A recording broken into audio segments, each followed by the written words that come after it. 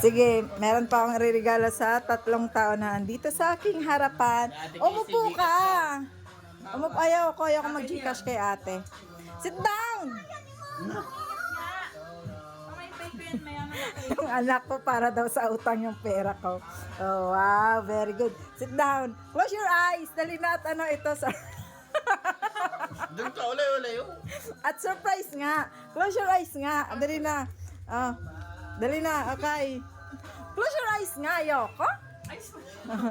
Close your eyes. Close your eyes nga. Dali na. Oh.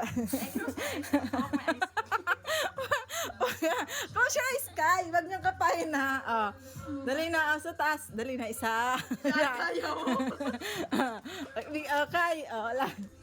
Dali na. Oh, close your eyes.